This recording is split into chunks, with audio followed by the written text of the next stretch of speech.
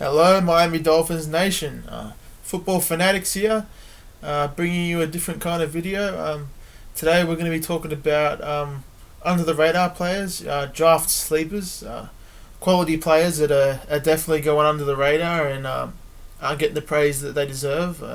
Aren't being talked about much in scouting and draft circles. Definitely think they deserve much more praise than they're getting. So let's get this started. First player I'm going to be talking about is DeMarcus Walker. He's a defensive lineman for Florida State. He played defensive end and defensive tackle, so he's extremely versatile. He was a team captain at Florida State, and he was a pass rushing terror in his career with Florida State. He's a thick, powerfully built athlete at 6'4", 280 pounds. Got a nice stocky build. He's able to bring quarterbacks down with ease with that great stature of his. Plays with good leverage and power from the defensive tackle and defensive end spot. He can play both positions pretty well, but I'd like to see him more as a 4-3 defensive end. I think he could really be good with the Dolphins at that spot. Could definitely have a lot of production, sacking the quarterback and things of that nature. He has a very elite swim move. I saw that a lot on tape. He really just has that elite move. He can really just knock offensive guards and tackles out of the way with ease, similar to Aaron Donald. Really uses that well to just get to the quarterback in a hurry. He was one of the best defensive linemen in all of college football, which speaks a lot.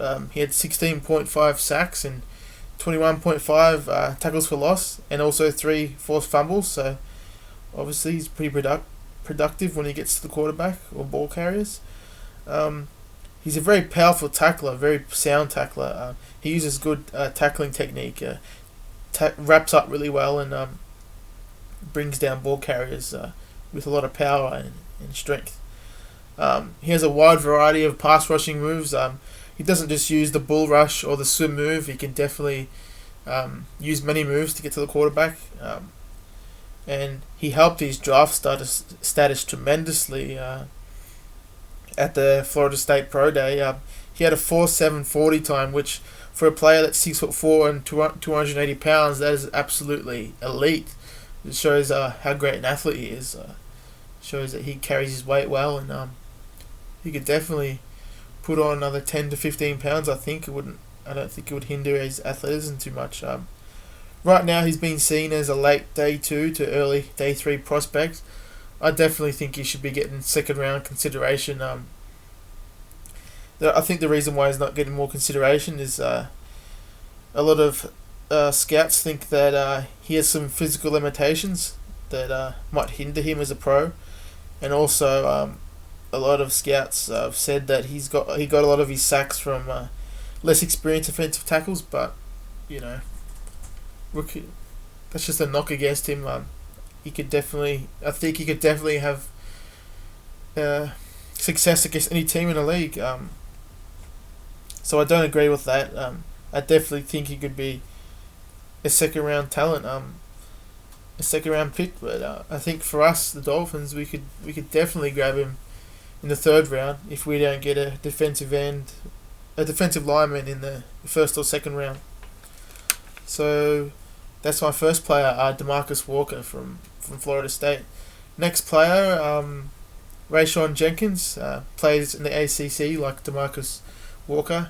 Rayshawn Jenkins, a safety from Miami, 6'1", 214 pounds, so good size for the safety position. He's big, fast, and strong. He had a 4.5 40 at the combine, and a 37-inch vertical, which indicates that he's an elite athlete, and also 19 reps the bench press, so showed that he has decent strength. But I'm not really sure how the bench press translates to the football field, but it counts for something. It shows some kind of strength. He's very commanding and aggressive on the field. He has a very aggressive presence, and he's a great athlete for the safety position. He has great range, very elite closing speed. He's very above average athlete out there. He has a good frame, He's got long arms and has an aggressive demeanour on the field that comes up on tape straight away when you're watching him. He really punishes ball carriers well over the middle and rarely gets beaten in collisions with offensive players.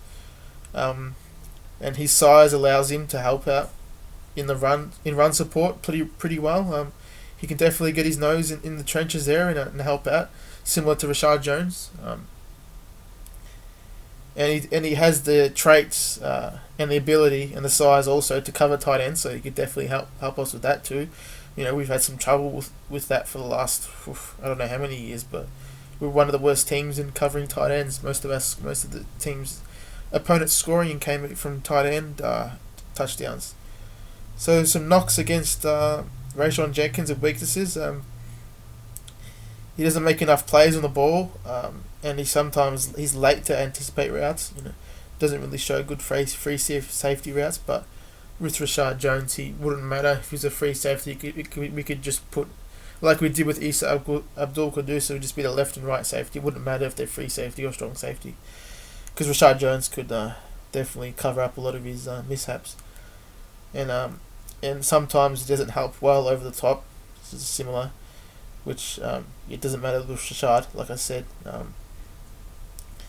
And I definitely think that with a player like Rayshawn Jones showing the way, he could definitely be a nice player for us with Rayshawn Jones' guidance and tutelage. So he's definitely under the radar. I think he's a very talented safety.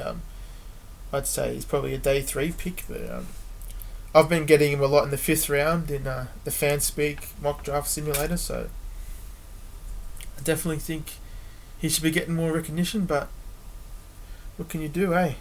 Okay, next is Trey Hendrickson, Florida Atlantic University defensive end, 6'4", 270 pounds, great size for a defensive end.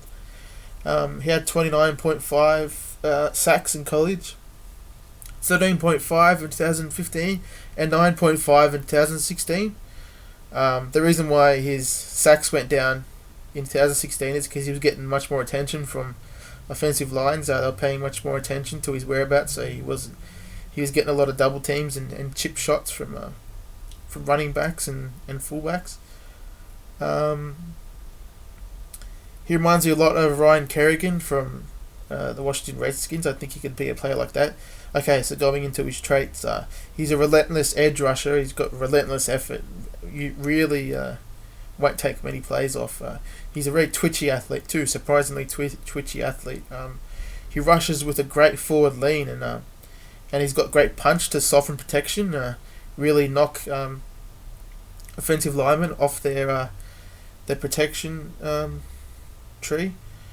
He uses great technique to turn rushes speed rushes into power rushes. He really does that well. And he's great at punching the ball out from ball carriers. He had 4 forced fumbles in his final 2 years. And on special, he could definitely help us on special teams. He had a blocked punt this year, and he blocked 2 field goals and 1 extra point, which is great. It shows good instincts and anticipation. So some knocks against him is that he doesn't have good length from the defensive end spot. Also, his lower body is a bit lean. I think he could definitely fix that in the pros. Sometimes he got locked up by smaller tight ends, but I think he could. Same with what I said with his lower body, he could definitely fix that next level.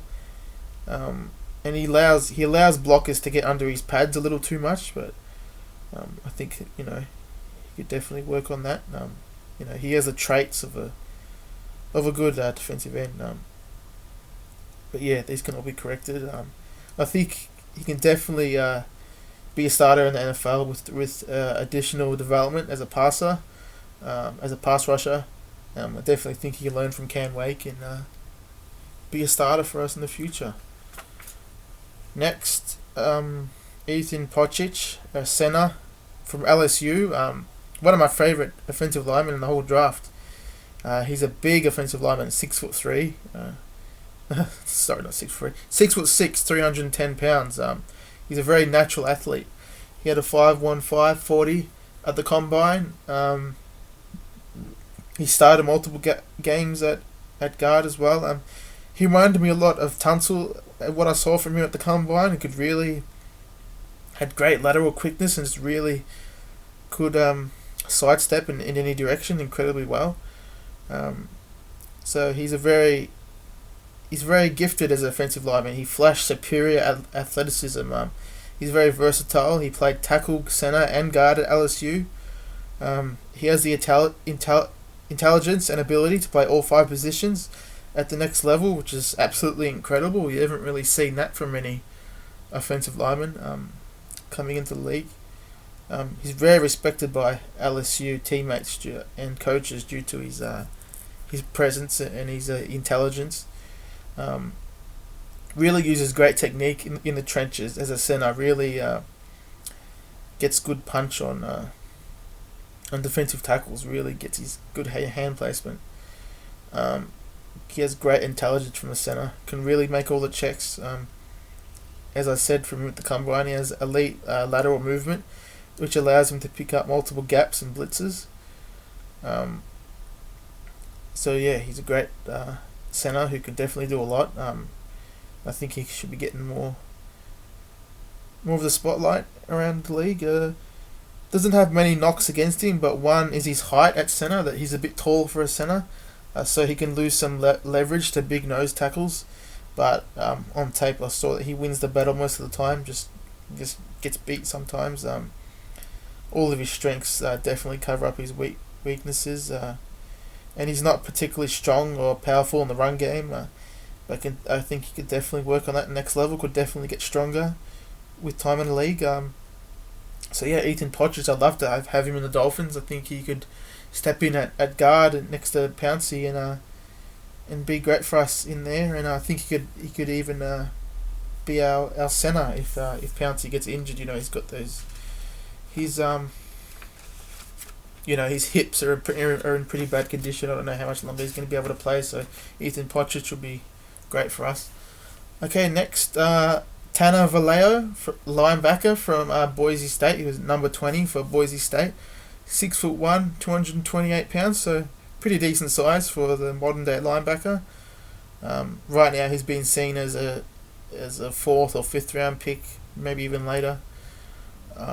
So what I saw from him on tape, he has great closing speed, tackling ball carriers. A nice solid play speed, flying around the field. And he's got good instincts. He really anticipates plays well. Can really diagnose plays on the fly incredibly well. And showed that he could defend deep routes in a cover 2 coverage.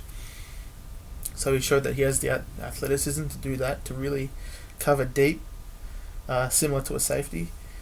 He played mostly outside linebacker, but he showed that he can excel at middle linebacker. In his sophomore season, he had his greatest production his sophomore season. He had 15 TFLs and over 100 tackles. He got 4.67 40 time, but I think he plays way faster than that. Than his 40 time indicates. He definitely flies around the field like a player with 4.5 or 4.4 speed. I see him as, like I said, as a 6th round pick, around there, 5th or 6th round. But he could definitely step in on special teams right away. He has that great closing speed. He could do that. So some weaknesses. That he only had one outstanding season of production. He's been plagued by injuries the last 2 years. He had to shut it down this season due to his worsening wrist injury. He had to eventually get surgery, but he did play with pain most of the year, so that's a great trait. Shows that he's obviously got toughness and he can play through pain. So I think finishing up with him, I think he can definitely be a starting linebacker in a 4-3 as an outside linebacker, so he could really run down ball carry as well. He could definitely develop into a starting linebacker. I think he'd be a solid linebacker for many teams. Just someone under the radar who would have been a third round consideration if you didn't have as many injuries. But yeah, with the linebacker, you're bound to get some injuries. But I think that he could definitely his talent could shine in the league. So those are the players I have as sleepers. There's definitely many more, but these are the ones that have definitely gotten on my mind as sleepers, as players I've been watching on tape. So yeah, these are guys that I think you guys should watch out for. You should definitely go and watch their tape. Let me know what you think about these players, and maybe respond in the comments section. What players you think are sleepers, the players that aren't getting enough consideration, and some players that would really help out the Dolphins and develop into nice starters. Okay, thanks guys. This is Football Fanatics, and cheers folks.